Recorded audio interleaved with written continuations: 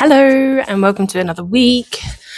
So this week I'm a bit wet, just finished school run, so it's a bit wet outside. So yes, I'm not doing my usual video on a Thursday, I'm doing it on a Friday today because it's the only time I've had.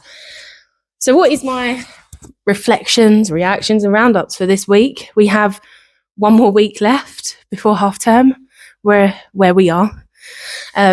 Whoop whoop. Very excited about getting ready for the break and having some time off. So what does this week look like for me? So this week has been my reflections. I think predominantly because I work in a secondary school, it's supporting a lot of my year nines with options and the thoughts and questions they have around choosing their options. What does the options mean for them? What happens if there isn't an option that they like? Do they even get the choice of their options? And there's so many other factors that come in to the pressure that they're put under as like 13, 14-year-olds of deciding, right, this is the path you are now going to decide for the rest of your life. No, that's kind of not true. You could change careers. I did. In my 30s, I went back to studying, went back to a very similar field, but very different. I restudied and here I am. People do it in their 50s and 60s. People decide to change careers in their 20s. I just think, is it a bit old fashioned now to be putting so much pressure on 13, 14-year-olds to choosing their options, to deciding what they want to do for the rest of their life? Has anybody else picked up on that theme, or is that just the theme that has been resonating for me and my clients this week? But it's such a big weight for them. Possibly very unnecessary weight, I think, with everything else that potentially they're going through or having to deal with at the age of 13 and 14, especially if they've got some complex family stuff going on at home, or even the environments that they're in, or friendship circles, and even just development. Like, turning 14 is a massive next step on, especially if you think of Freud's psychosexual development stages. 14 upwards is then is the next stage, and especially as well as in attachment theory, it's the next stage of type of attachment as well, if we look at that. So we're putting a lot of pressure on somebody who is potentially going through a lot of changes within themselves and brain development changes. I could be completely wrong, but that's been a lot of my reflections this week. So my reaction for this week is that counselling isn't just a 9-to-5 job. There's loads of extra add-ons that you have to do to be able to do the job that you or I love. So some of that is you have to do supervision, which I've mentioned before. You potentially might have to go back to having personal counselling if it's required for you to be able to continue your work. There's also CPD, which I mentioned quite a lot of. But then the extra added bits that I tend to do is, because I am very client-centred, and sometimes it helps with especially the neurotypical diverse students, or any student that might benefit from having more of a handout to work from or to keep. I tend to create some worksheets that I use with them. And yeah, so these are a few of the worksheets that I have created over the time so far.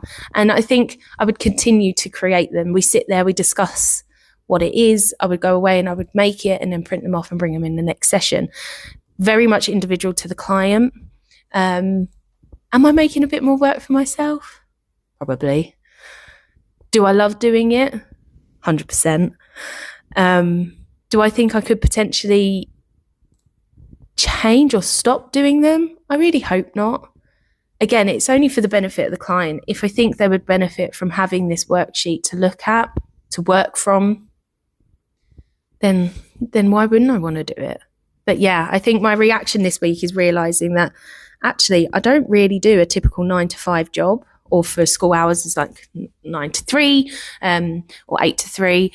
It's a bit mishmashy. I would do work throughout the day, might do some work in the evening, might do some work in the weekends, but I love it. I couldn't imagine doing anything else. And all the little added extras, 100% worth it. So what is my roundup for this week? My roundup is to all of you parents out there that have got people in year 9, if you're a year 9 student yourself, or you're a younger person potentially making some other life choices, don't sweat the small stuff. I know that sounds easy for me to say, talking to you through a screen. It's a stepping stone, part of your journey. It's a stone or a flower.